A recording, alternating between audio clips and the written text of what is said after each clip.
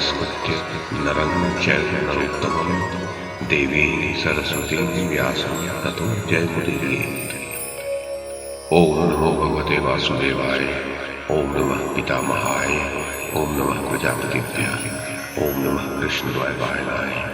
ओम नमः सर्वविघ्नविनायकेभ्यः।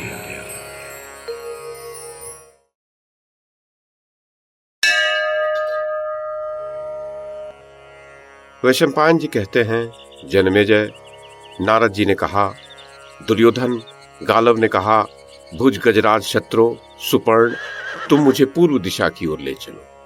तब विनीतानंदन गरुड़ ने विप्रवर गालव से कहा, तुम मेरे ऊपर चढ़ जाओ। तब गालव मुनि गरुड़ की पीठ पर जा बैठे। दुर्योधन गालव मुनि को पीठ पर बिठाकर गरुड़ तीव्र गति से उड़ चले। उनकी गति इतनी तीव्र थी कि उससे प्रलय सा वातावरण खड़ा हो गया। थोड़ी ही देर में गालव घबरा उठे और गरुड़ से बोले, गरुड़, इस यात्रा से मेरा कोई प्रयोजन नहीं है, अतः लौट चलो। महाभाग, मैं तुम्हारे वेग को नहीं सह सकता। मैंने गुरु को 800 अश्व देने की प्रतिज्ञा की है, किंतु अंडज, उन अश्वों को दिए जाने का कोई मार्ग मुझे नहीं दिखाई दे रहा। अतः मैंने अपने जीवन के परित्याग का ही मार्ग चुना है। मेरे पास थोड़ा भी धन नहीं है, कोई धनी मित्र भी नहीं है, और यह कार्य ऐसा है कि प्रचुर धनराशि का व्यय करने से भी सिद्ध नहीं हो सकता। नारद जी ने कहा, इस प्रकार बहुत दीन वचन बोलते हुए महर्षि गालव से विनीतानंदन गरुड़ ने चलते हुए ही हंसकर कहा, ब्रह्मर्षि, यदि तुम अपने प्राणों का परित्याग करना चाहते हो तो विशेष बुद्धिमान नहीं हो, क्योंकि मृत्यु कृत्रिम नहीं होती, उसका अपनी इच्छा से निर्माण नहीं किया जा सकता, वह तो परमेश्वर का ही स्वरूप है। तुमने पहले ही मुझसे यह बात क्यों नहीं कह दी? मेरी दृष्टि में एक महान उपाय है जिससे यह कार्य सिद्ध हो सकता है। गालव, समुद्र के निकट ऋषभ नामक पर्वत है, जहां विश्राम और भोजन करके हम दोनों लौट चलेंगे।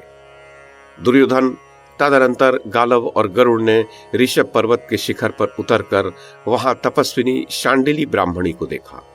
गरुड़ ने उसे प्रणाम किया और गालव ने उसका आदर सम्मान किया। तदनंतर उसने भी उन दोनों का स्वागत करके उन्हें आसन पर बैठने के लिए कहा। उनकी आज्ञा पाकर वे दोनों वहां आसन पर बैठ गए।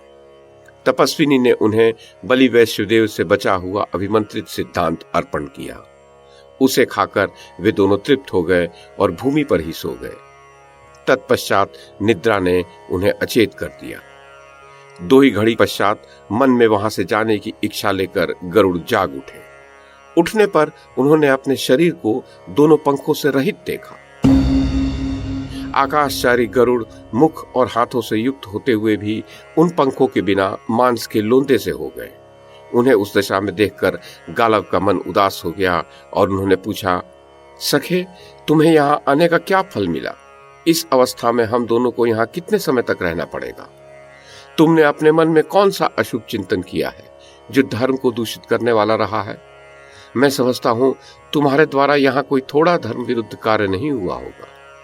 तब गरुड़ ने विप्रवर गालव से कहा, ब्राह्मण, मैंने तो अपने मन में यही सोचा था कि इस सिद्ध तपस्विनी को वहां पहुंचा दूं जहां प्रजापति ब्रह्मा है, जहां महादेव जी हैं, जहां सनातन भगवान विष्णु हैं तथा जहां धर्म एवं यज्ञ है, वहीं इसे निवास करना चाहिए। अतः मैं भगवती शांडिली के चरणों में पढ़कर ये प्रार्थना करता हूँ कि मैंने अपने चिंतनशील मन के द्वारा आपका प्रिय करने की इच्छा से ही ये बात सोची है। आपके प्रति विशेष आदर का भाव होने से ही मैंने इस स्थान पर ऐसा चिंतन किया है, जो संभवतः आपको अभिष्ट नहीं रहा है। मेरे द्वारा ये पुण्य हुआ हो या पाप, अपने ही महात्म से आप मेरे इस अपराध को क्षमा करें। ये सुनकर तपस्विनी बहुत संतुष्ट हुई। उसने उस समय पक्षीराज गरुड़ और विप्रवर गालव से कहा, सुपर्ण, तुम्हारे पंख और भी सुंदर हो जाएंगे, अतः तुम्हें भयभीत नहीं होना चाहिए। तुम घबराहट छोड़ो। वत्स, तुमने मेरी निंदा की है, मैं निंदा नहीं सहन करती हूँ। जो पापी मेरी निंदा करेगा वह पुण्य लोकों से तत्काल भ्रष्ट हो जाएगा। समस्त अशुभ लक्षणों से हीन और अनिंदित रहकर सदाचार का पालन करते हुए ही मैंने ये उत्तम सिद्धि प्राप्त की है। अतः आयुष्मान पक्षीराज, अब तुम यहाँ से अपने अभिष्ट स्थान को जाओ। आज से तुम्हें मेरी निंदा नहीं करनी चाहिए। मेरी ही क्यों, कहीं किसी भी स्त्री की निंदा करनी उचित नहीं है। अब तुम पहले की ही भांति बल और पराक्रम से संपन्न हो जाओगे। दुर्योधन शांडिली के इतना कहते ही गरुड़ की पांखें पहले से भी अधिक शक्तिशाली हो गईं। तत्पश्चात शांडिली की आज्ञा ले वे जैसे आए थे वैसे ही चले गए। वे गालव के बताए अनुसार श्यामकर्ण अश्व नहीं पा सके। इधर गालव को राह में आते देख वक्ताओं में श्रेष्ठ विश्वामित्र जी खड़े हो गए और गरुड़ को बोले, ब्राह्मण, तुमने स्वयं ही जिस धन को देने की प्रतिज्ञा की थी उसे देने का समय आ गया है। फिर तुम जैसा ठीक समझो करो। मैं इतने ही समय तक और तुम्हारी प्रतीक्षा करूंगा। ब्राह्मण, जिस प्रकार तुम्हें सफलता मिल सके उस मार्ग का विचार करो।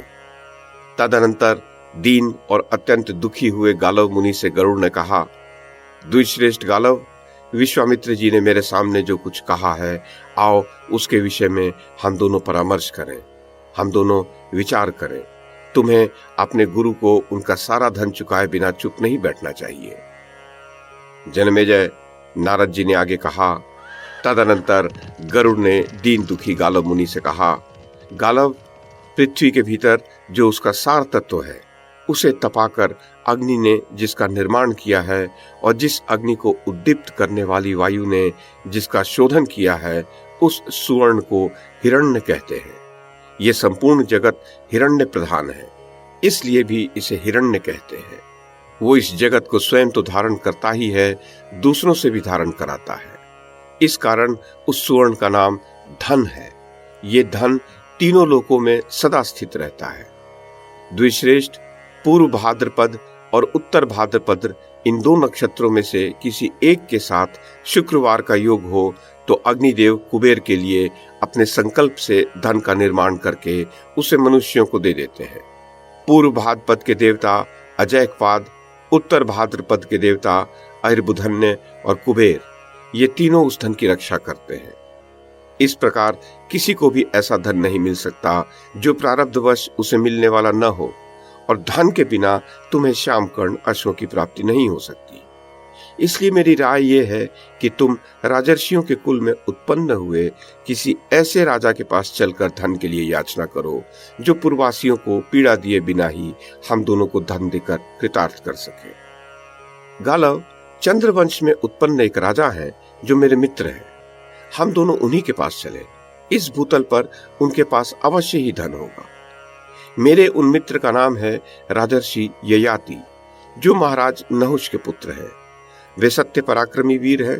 तुम्हारे मांगने और मेरे कहने पर वे स्वयं ही तुम्हें धन दे देंगे। उनके पास धनाध्यक्ष कुबेर की भांति महान वैभव रहा है। विद्वान, इस प्रकार दान लेकर ही तुम गुरु दक्षिणा का ऋण चुका दो। दुर्योधन, इस प्रकार परस्पर बातें करते और उचित कर्तव्य को मन ही मन में सोचते हुए वे दोनों प्रतिष्ठानपुर में राजा ययाति के दरबार में उपस्थित हुए। वैशंपायन जी कहते हैं, जनमेजय, नारद जी ने आगे कहा, दुर्योधन, राजा के द्वारा सत्कार पूर्वक दिए हुए श्रेष्ठ अर्घ्यपाद्य आदि ग्रहण करके विनीतानंदन गरुड़ ने उनके पूछने पर अपने आगमन का प्रयोजन इस प्रकार बताया। नहुष नंदन, ये तपोनिधि गालव मेरे मित्र हैं। राजन, ये 10 सहस्त्र वर्षों तक महर्षि विश्वामित्र के शिष्य रहे हैं। विश्वामित्र जी ने इनकी सेवा के बदले इनका भी उपकार करने की इच्छा से इन्हें घर जाने की आज्ञा दे दी।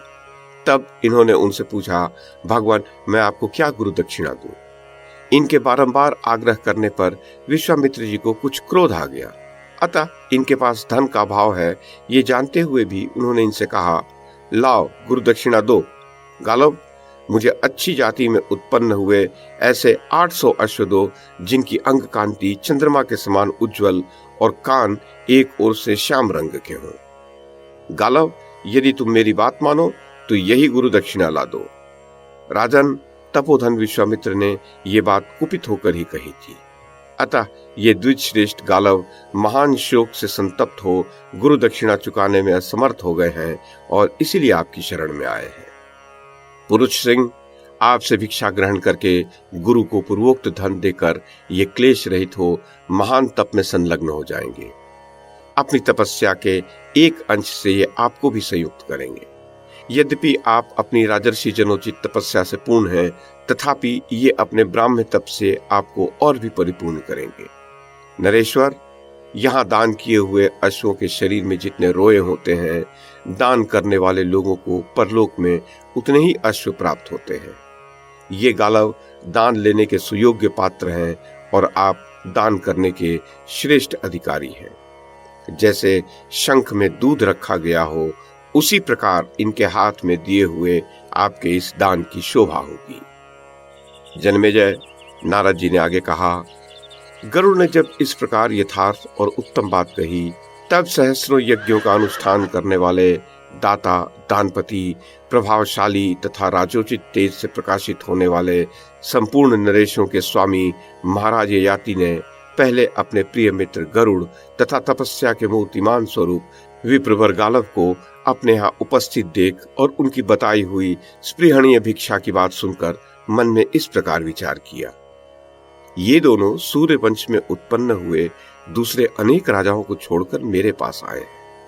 दुर्योधन ऐसा विचार कर महाराज ययाति बोले, निष्पाप गरुड़, आज मेरा जन्म सफल हो गया, आज मेरे कुल का उद्धार हो गया और आज आपने मेरे इस संपूर्ण देश को भी तार दिया।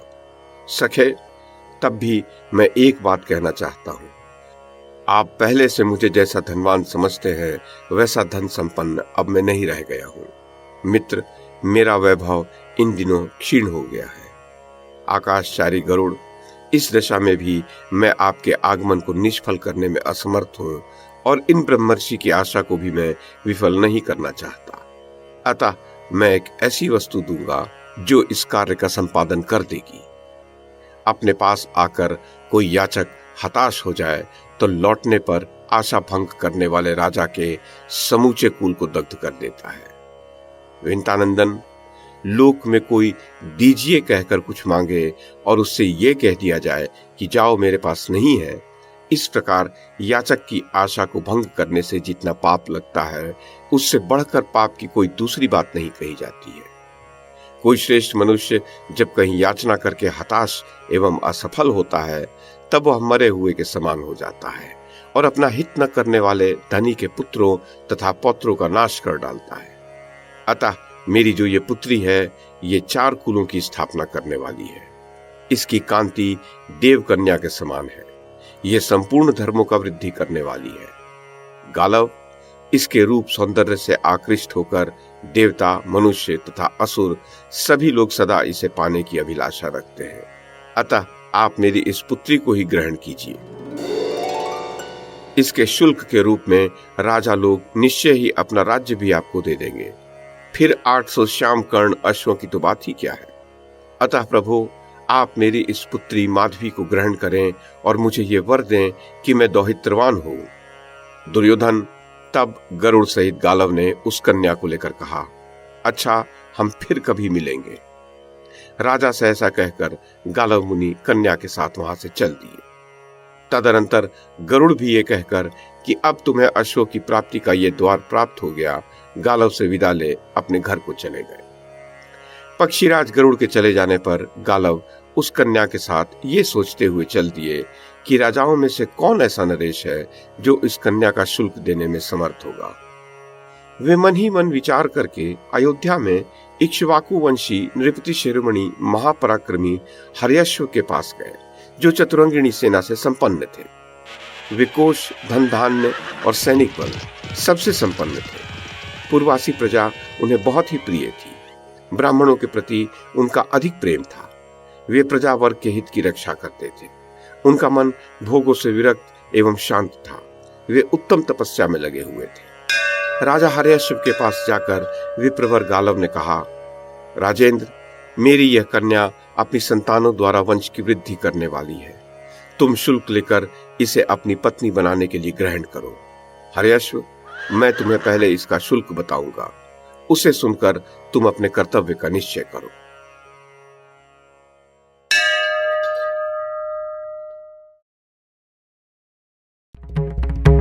YouTube के माध्यम से महाभारत की कथा को एक श्रृंखला के रूप में प्रस्तुत करने का हमारा ये प्रयास यदि आपको सराहनीय लगा हो तो कृपया इस कड़ी को लाइक और शेयर करें, चैनल को सब्सक्राइब करें और बेल आइकन को दबाएं। साथ में अन्य लोगों को भी देखने के लिए प्रेरित करें। धन्यवाद और नमस्कार।